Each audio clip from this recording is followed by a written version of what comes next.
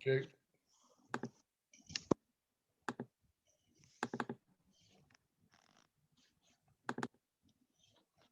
All right. Thank you.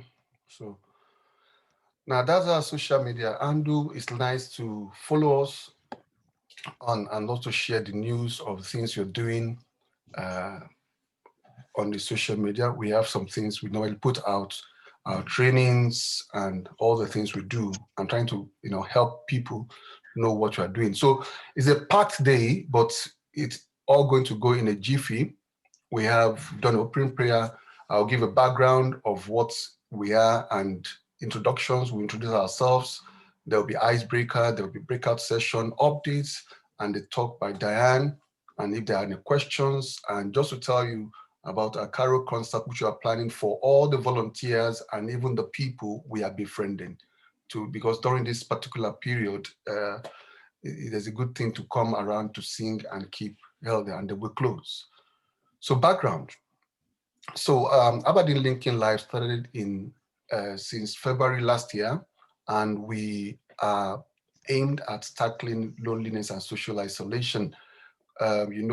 We have an aging population in the UK, and quite a lot of people are lonely, and that's why what we are here to help decimate that particular uh,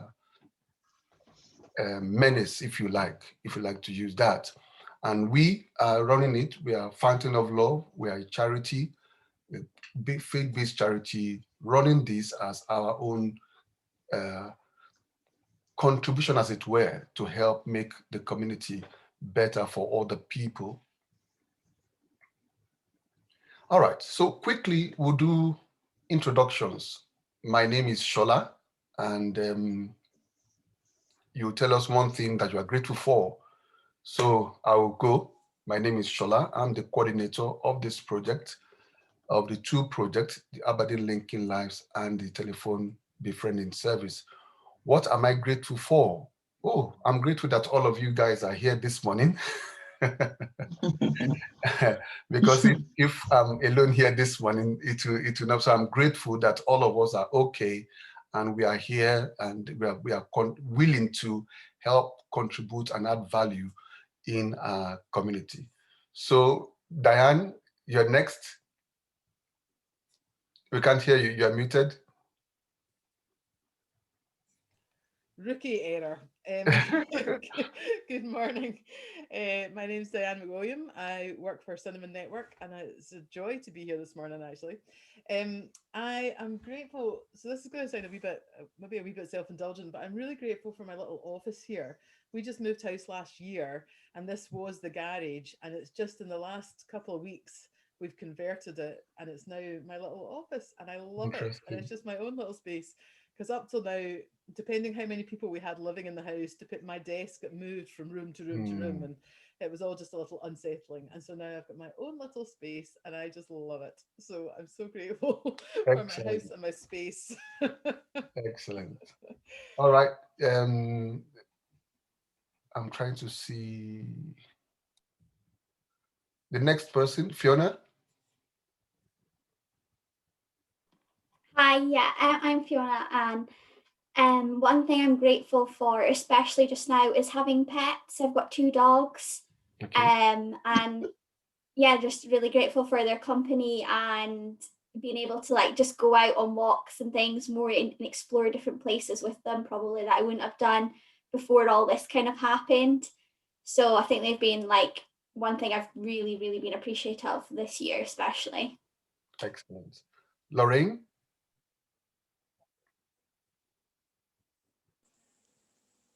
Good morning, everyone. I'm quite new to volunteering, so I think I'm really grateful that I've been paired up with a lovely lady, and we have great chats most weeks when she feels ready to chat. So I think this lockdown, there's always got to be some positives comes out of everything, and I think I've really appreciated the smaller things that make life enrich your life. Interesting. Thank you. For somehow, I'm not able to see my screen. I can't see all the people. I'm trying to see the next person.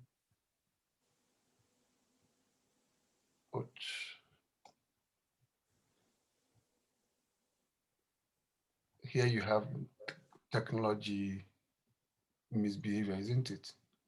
So who's the next person there? Because I can't see the next on my view. I'm trying to move to gallery view, but it's not allowing me. If you can hear my voice. Yes, we can hear your voice. The next person, Miss, go ahead. I'm Winifred. Just coming back from temporary suspension of my studies. And I'm really grateful to God that I'm in your midst today and to enjoy this particular program. Thank you and God bless. All right. Okay, thanks. Thank you. The next person. Is that all of us on the call? It's supposed to be about 11 people. I saw. I don't know. Hi, I don't know if I'm next, but I'll just go. Hi, my name's Caitlin. I'm really grateful for this opportunity to be able to kind of share with others and talk to people who are feeling lonely. I'm 4.5 months pregnant, so this year I'm really grateful for the new opportunities coming our way. Amen. And welcome new life. So really feeling good. Thank you, guys. Yeah. Thank you. Yep. I'll go next because I see a different order. But hi, I'm Anastasia, and I think the thing I'm most grateful for this year is the fact that because of the pandemic, my father usually works like a lot every day from Monday to Sunday, but because he's been able to be indoors, we've been able to like bond a lot more and actually see each other. So I'm really grateful for that. Yep. Thank you. Yemi? My name is Yemi, and I'm really grateful to God for the wonderful addition to our family. My wife gave birth to a baby boy last week, Tuesday. Amen. That has really been keeping us joyous and busy. That's good. All right. Aziba Swam. Hi everyone, my name is Swam. I'm very grateful for everything that has happened this year. Like, I know it has been quite a rough and scary period, but God has been faithful. I haven't had cause to mourn over any member of my family or my friends this year. I have my loved ones around me, people I can call for anytime I need support or any kind of advice, any form of assistance at all. I'm really grateful for that. And I'm also grateful for being here today. And I hope to learn a lot from here. Thank you. All right. Titi Lola. Hi, good morning, everybody. Morning. Yeah, morning. My name is Titi Lola Adenogar. I'm grateful for so many things, but most especially, I'm grateful for the gift of life. Life for every one of us. I'm grateful that we are all alive today. Thank you. So much. Then who is K? The phone number says K. I'm not sure whether that's me. I'm not sure. Yeah, Broccoli. Yeah. Good morning, everyone. My name is Kunle Adeyemi. I'm very, very grateful to God for good health. I work on the front line and I have dealt with so many patients with COVID, and I've not contracted it yet, if that's the right word. I had a scare last week when I started coughing at work and I had to be sent home to go do the COVID test, but it came back negative. So I'm really grateful for God, to God for that. Thank you. Wow. We'll thank God for that.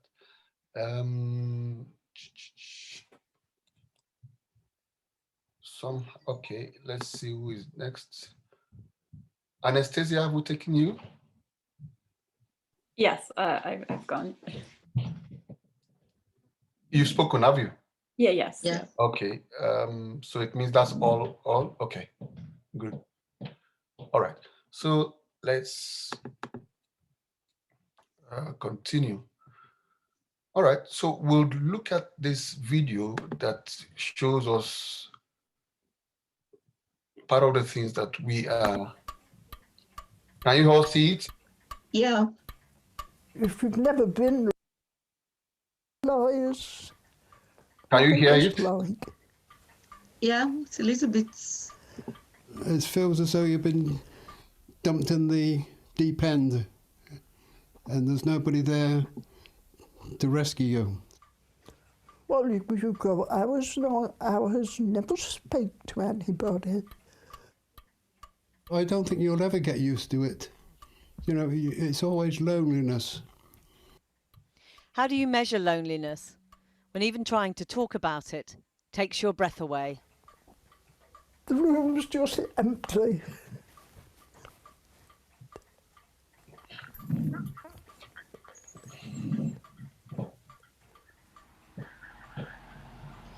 "91-year-old Margaret Nicholas has lived in this house virtually her whole life, first with her parents, then her husband and family. 2 years ago her husband died. Now it's just her. We used to do the garden together, do our shopping together. Everything was done together. But you obviously miss him. I do. Margaret's granddaughter takes her shopping and neighbours pop in to check she's okay. But it's everyday company she misses. Hello, Sally. Some people would think me a bit odd, but I do chatter to my husband. No, usually. I do it so I'm sort of, speaking. That's the wife with a cousin. Roy Croucher lives a short drive away. He and Margaret have loneliness in common. He lost his only son to cancer and then his wife for 50 years. I'm always hoping that the wife will come through the door, which she never will. If you go out, you come back, and you come back to an empty house, and it's loneliness again. And you're always waiting for somebody to call. Roy says he's lucky. A friend and her family see him most weeks. But like Margaret, some days the only voice he'll hear is a call from a phone befriending service run by volunteers. Judy rings up on a Saturday night, because last Saturday she was the first person I spoke to all day. And that's a long day. It is a long day. And how much difference has that made, that phone call that comes on Saturday night when you haven't spoken to anyone else all day? Well, I always look forward to it. I always put that phone on that seat, ready to pick it up. And that's a great help.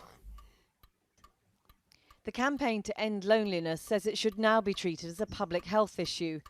Identifying the most vulnerable is critical, then offering support to cope with the bewildering and painful reality of ending up alone. I've never been on my own ever before. No.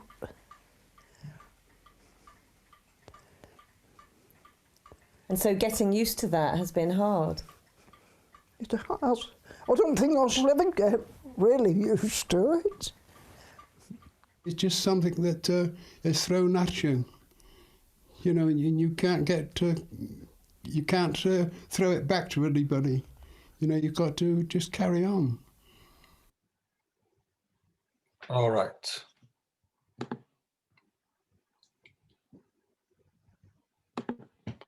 So we all can see the burden of loneliness. And perhaps, some of us ourselves could have or might have been, experienced that. So it's a great thing that we are, together, trying to help solve this particular, if you like, call it pandemic, So we'll go into breakout sessions. And in this breakout session, what we're going to address amongst ourselves is what are some common problems with listening? Now, because we have moved to telephone befriending, and in telephone befriending, you are not seeing the person on the other side of the phone and you are communicating. So what do you think are some of the common problems that comes with listening? So I'll put us into groups now. Let me stop. Ouch.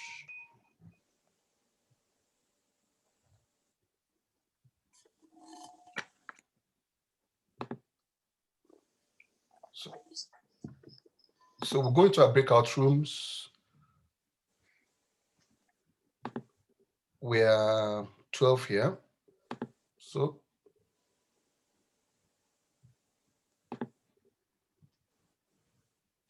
when we finish, we have 7 minutes, or there about 8. Then we'll come back to have a conversation.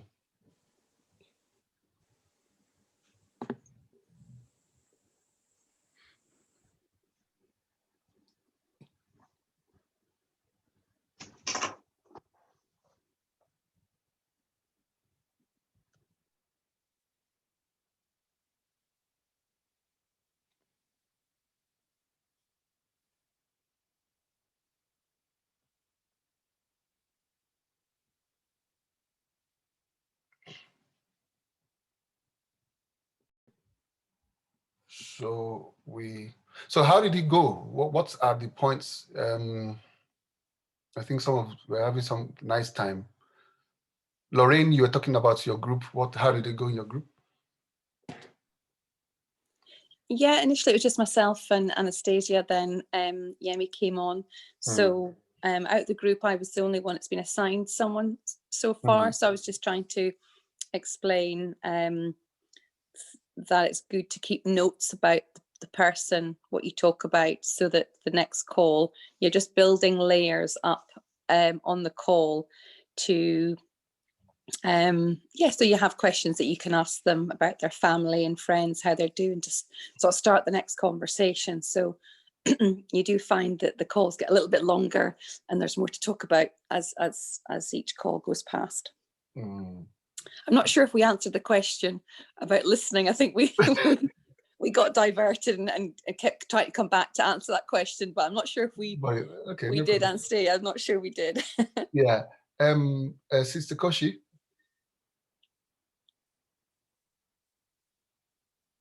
Sister Koshi. Koshi, can you hear? Oh, sorry, I was muted. I didn't hear that. Yeah, I didn't realize. From your own sharing, yeah. From my own the challenge you were talking about, yeah.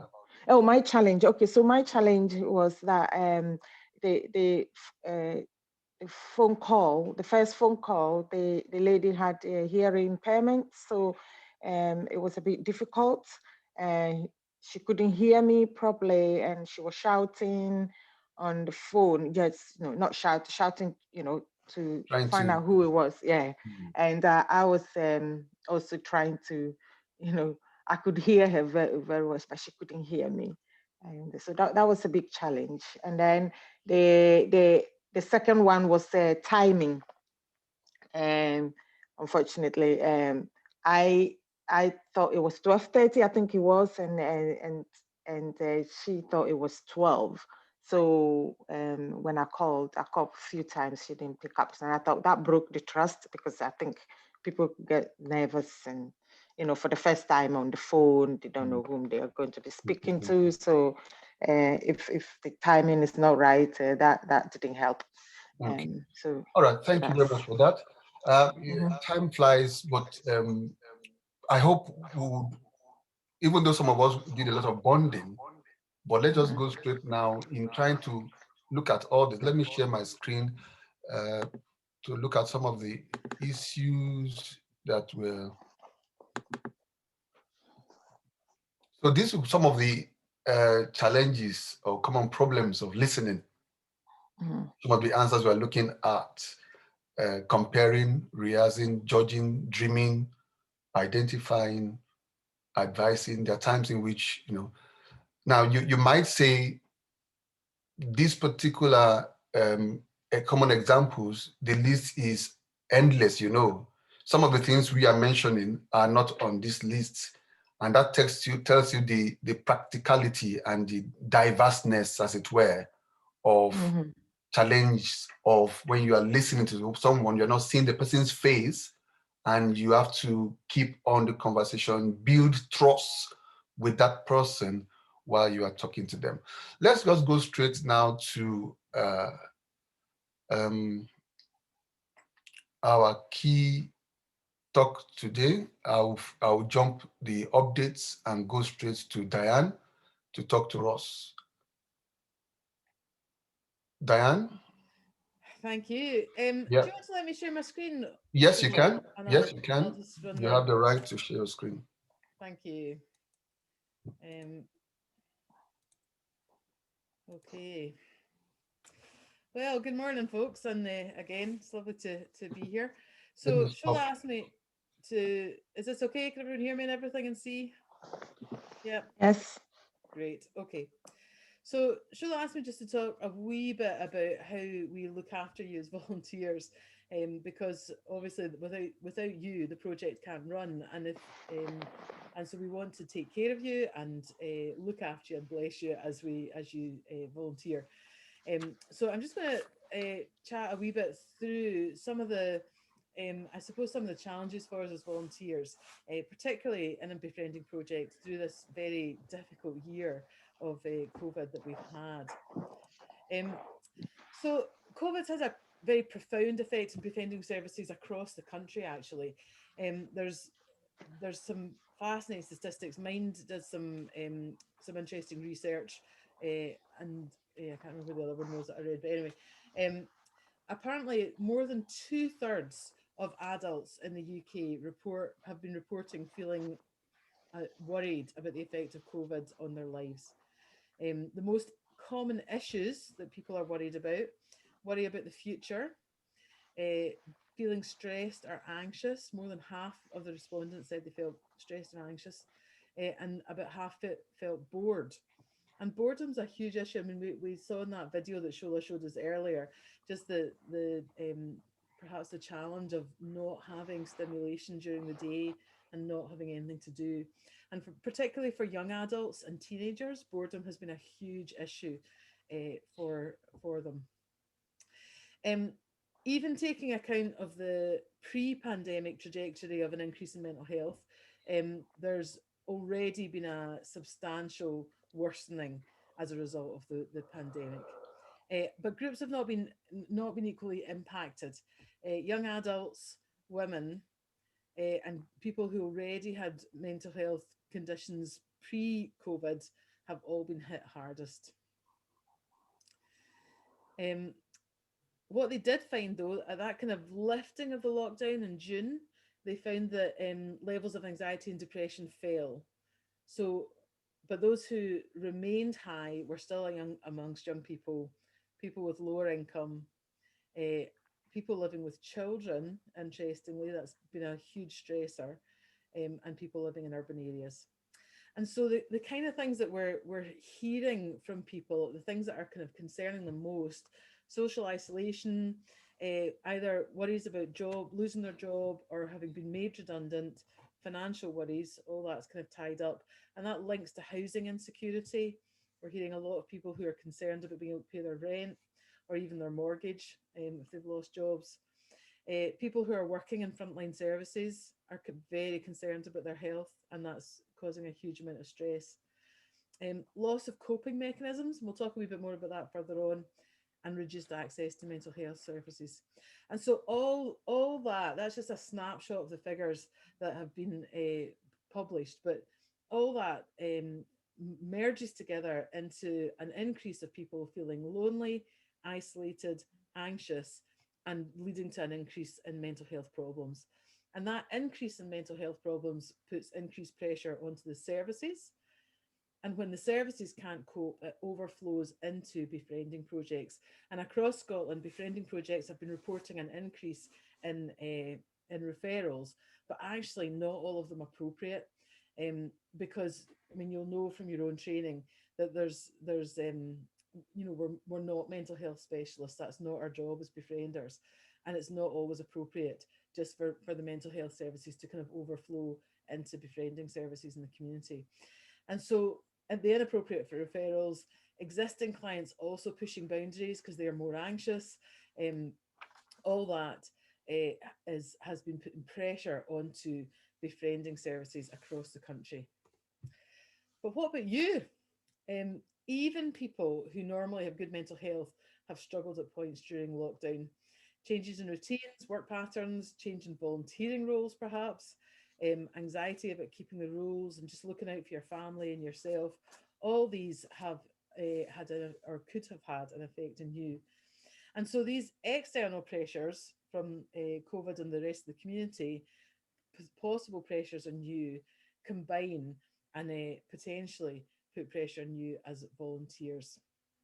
Now, I'm sure when you were doing your befriending training, you'll have looked at stigma and the stigma of mental health problems or depression or loneliness. You'll know it's about the process of stereotyping, which can lead to prejudice and lead to discriminatory behaviour. And you'll know that stigma can create feelings of shame, feelings of blame, fear, and it's how people feel about themselves. And you'll know that it often prevents people seeking assistance or talking to others about it. You'll probably also know that people with poor mental health are prone to self-stigmatising. And you'll know that in relation to your clients. You'll be aware of it, I guess, in your befriending situations where people don't want to ask for help, they don't want to bother other people, they don't want to be a nuisance. But I really want to just ask you today is, have you considered that you might be doing exactly that? The part of you that says, I'm fine, because normally you are, because this is just a little blip and you'll get over it, because there are people in a worse state than you and your client needs you. Well, these all may be true, but please don't ignore the signs. If you're struggling or you know somebody who's struggling, talk to someone else.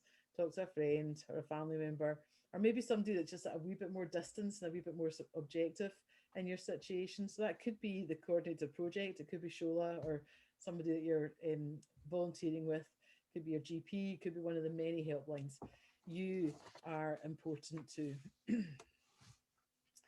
So I wanted to think a wee bit then about how we cope within the context of this kind of COVID lockdown and the pressure it puts on us. So I think as a project, the project should have a responsibility for you as volunteers.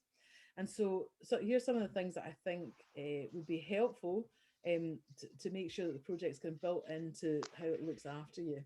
So first of all, so I feel like I'm kind of talking to you, Shola, now. But as volunteers, if you need some of this stuff, ask for it. So I'm just putting it out there.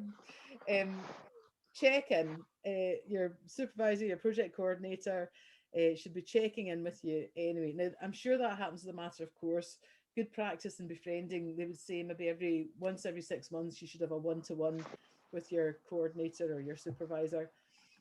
Under COVID situation, you probably want to be doing that a little bit more often.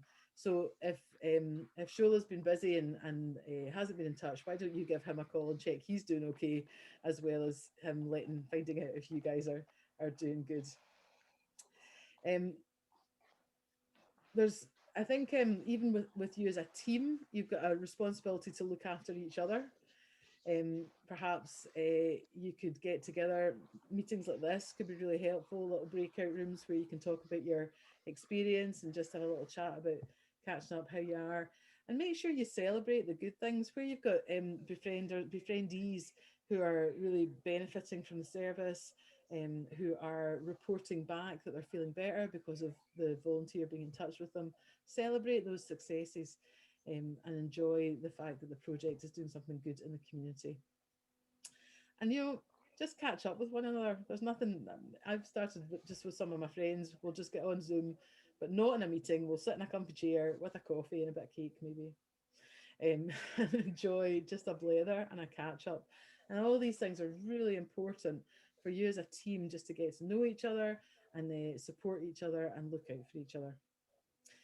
I've put a wee note in here about vicarious trauma.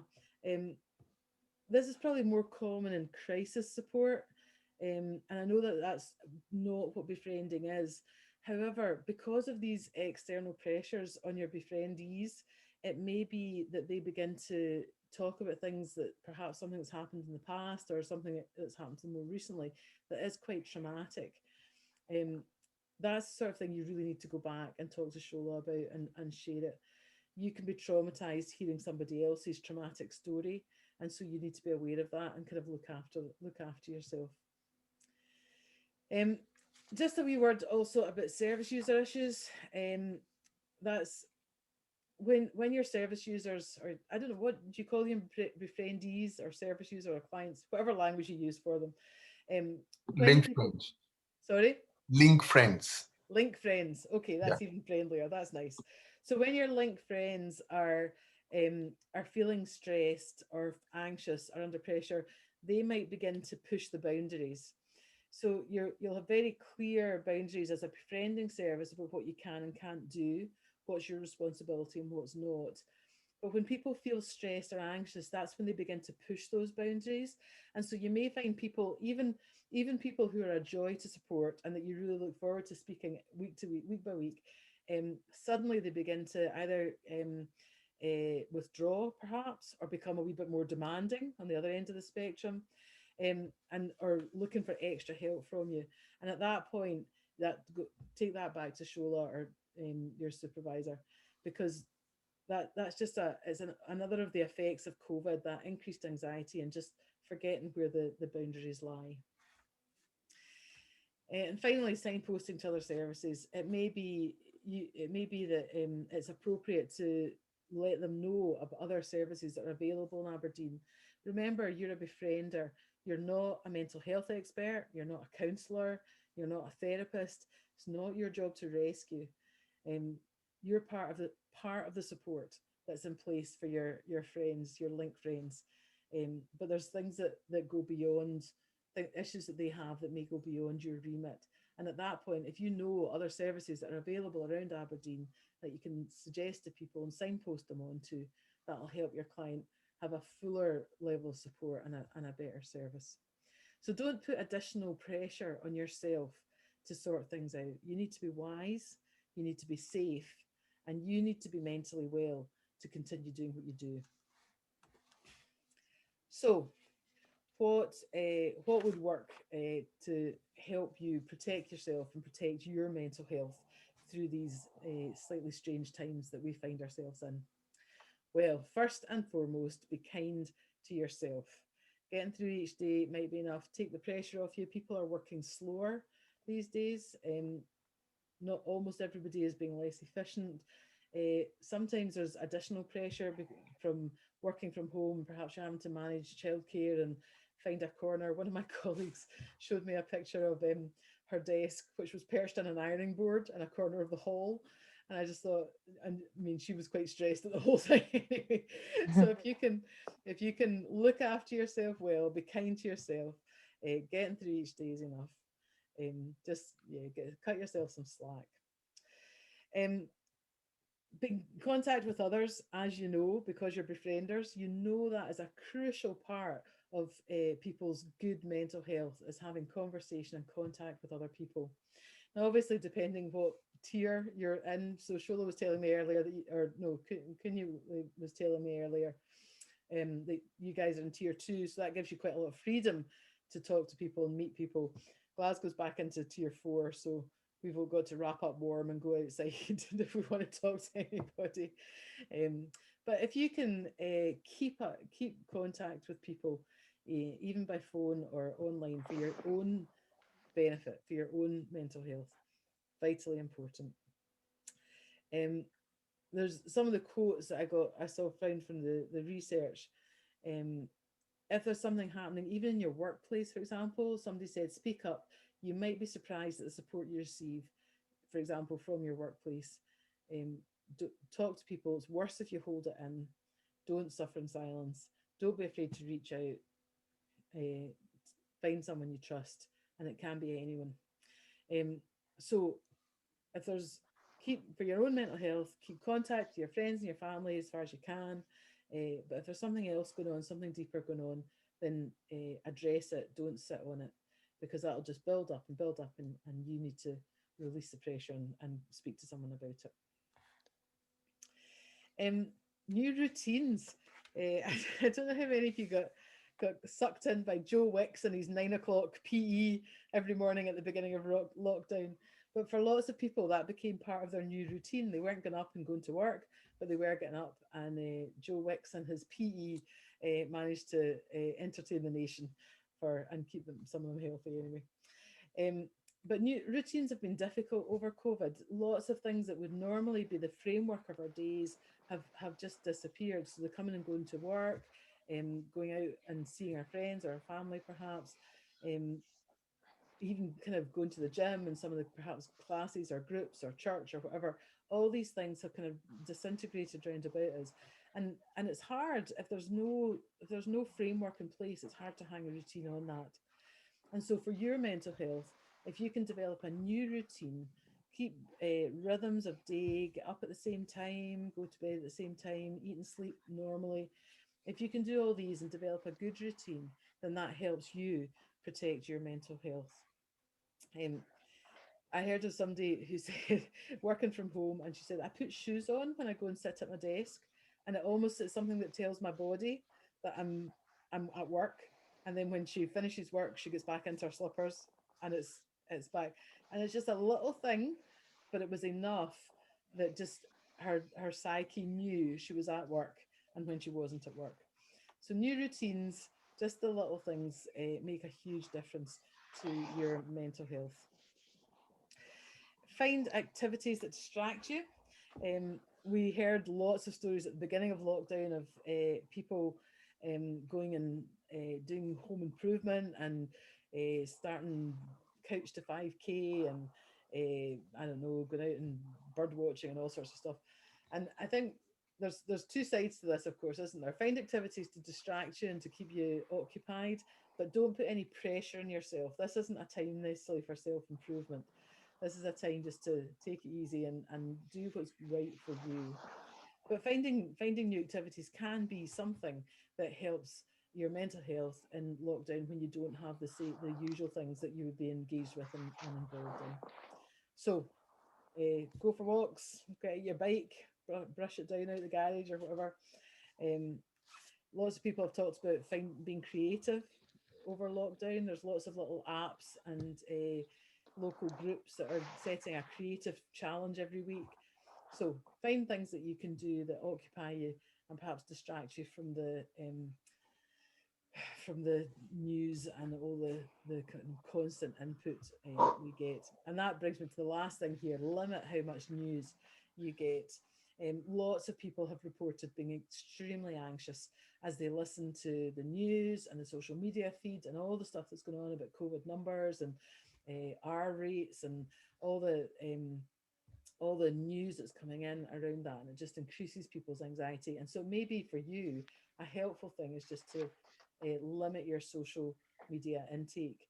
And certainly I've heard of people who have said, right, this is my hour a day that I'm going to watch the news, I'm going to check my social media, I'm not going to do it the rest of the day. And that's helped their anxiety. In fact, I read about somebody who said, at 7 o'clock every night, that's my worry time. And so they have about 15 minutes where they worry about stuff and then they just put it down and get on with their evening. And that's been a tool that's helped them. You'll have heard lots of other stuff about eating well and exercising, all the stuff that we know is good for us anyway and is good for our mental health. But within COVID, I've just suggested these 5 things as things that people have suggested. This is the kind of top 5 things that people have suggested that helps you look after your mental health and helps you feel well as part of your day-to-day surviving through lockdown. So I just want to finish with a little reflection for you. Maybe you want to take a screenshot of this or take a photo of these questions, but something for you to take away and think about. To stay mentally healthy, I need, or what do you need? I feel good about myself when someone or something's affected my mental health in a good way, I hope, by doing what?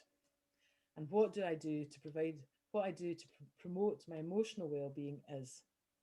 So just quick screenshot or photo of those questions for you to take away and think about. But really we want to finish this by saying, Your mental health is important. You're important. What you contribute to the project and your work and the people that you know is also important. And therefore, you need to look after yourself. And I hope that some of this has given you some things to think about to look after you this week. Okay, thank you. Thank you. Thank you very much for that. Yes, we'll do the clap. Thank you. Thank you. Thank you very much. Yeah, thank you. That's quite. Uh, it's good. It's good to hear those words. Now, quickly, do we have questions? That's the next thing on the agenda. Do we have questions?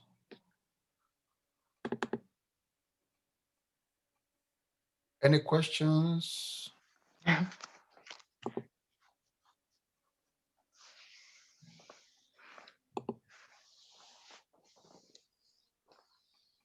So it seems Dan did a great job that we don't have any questions. I know. What's your background, Diane? So I'm a community development worker by trade, and I've worked on a whole range of projects, and now I do half my week I teach at the university. I teach community development students, and the other half of my week I work for Cinnamon Network, which helps churches create new social action projects. So that's kind of my background. So I've worked in victim support. We've set up mentoring projects. I've got quite a wide range of projects and experience that I've worked on. Mm-hmm. That's good. Excellent. Now, so also for those of us who have not attended training, so if you have any questions, I'm just, you know how to get me. You have my phone number. Just send a message and we'll be able to answer the questions. And part of the points things that Dan mentioned about having our own responsibility to you, or talking with you one-on-one. And I think today is part of the initial project of trying to see how to bring all of us together, so we are not just in our various silos, or I know that maybe you are just alone to know, okay, there are other people doing the same and great thing like you are doing. And I think that would continue to do a catch up and other things as time goes on. And in line with that is one of the things we as a project we're also trying to do is this part of this time of the year in which it's getting darker, it's darker early, longer nights, and the mood of people are down. We think we are organizing this program in which we think if you attend, it will help. We normally have a concert that would help, Christmas concert that will help you sing and listen to music, all from the comfort of your own home. So you get your own copper, you get your own, and have a nice time. So part of this, we are trying to invite all the volunteers to attend this Christmas concert, and also the people, our link friends also are invited, will be invited to this concert to help brighten up, each one of us and to make us feel okay. So we're doing great. So we've come to the end. It's a minute after 12, and I don't want to keep us more than the time we scheduled. So if there's any question, please reach out to me. If there's any concern, reach out to me. If you've not been assigned to persons, we are still in the process. I had a meeting some weeks ago with the leaders of the city council, and we are trying to create more awareness and get some more people from them so that we can be able to assign and link us with our link friends appropriately. For those who have not attended training, we'll be having training on Friday the 27th. Friday the 27th at 11 o'clock, 11 to 12. For those of us who are on this, we'll be having training on that day. Friday 27th, please put in your diary, 11 to 12 o'clock. So I want to thank very much, each one of us. I want to thank you very much for spending your time with us this morning. We want to appreciate you for being here, because if you're not here, it's only myself and Diane looking at ourselves. So thank you so much. Thanks, Dan, for coming your time. I know you're very busy. After now, you are going for another, you have another project today. So thank you so much for your time and those words. To make it easy for us, for all of us, if you, with your permission, I will share the slides with everyone on this call, so that at least we can reflect and reflect and try and use it. All right. So without more ado, let us pray. Lord, we thank you. We thank you because you are concerned about our mental health, about our well-being. We ask that as we continue to volunteer, that Lord, you continue to keep us safe and well and healthy. And we thank you that because we continue to add more value and more benefit to our community. Thank you, Lord, for answer prayers as we all go through our various activities for today. We pray that, Lord, you will help us and help us to achieve our goal. As the year is coming to an end, help each and every one of us to be safe, to be well, and our families to be all okay. In Jesus' name, I pray. Amen. Amen. So thank you so much, everyone. I'm so overjoyed. Thanks, Lauren, for your experience you shared. Thanks, Koshi. Thank you for each one of us. We know we're going to get more things to do together, and there'll be much more catch-ups in which there will not be training. We just come together and have fun, and have fun, online fun, the way, because that's what it is now. So thank you so much, everyone. So, Thank you. yeah. Thank you too. Thank you very much. Thank you, Shola. Thank you, Thank you, Doctor. Thank you. Thank you. Look, before you go, I normally have a ritual. Before you go, I would like all of us to put on our pictures. Let me have a snapshot of all of us. If you like,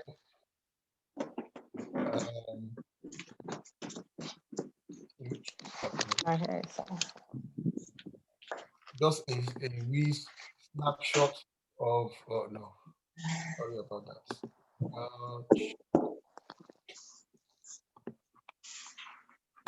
That's off, okay.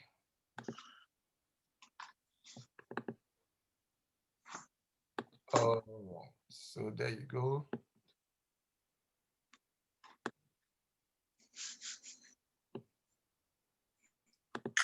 Excellent. We have 12 of us, 2 people dropped off. Okay. All right, thank you so much. Thank you too. Thank you. Bye. Thank you. Bye, everyone. Bye. Thank you. Bye, everyone. Bye. God bless you.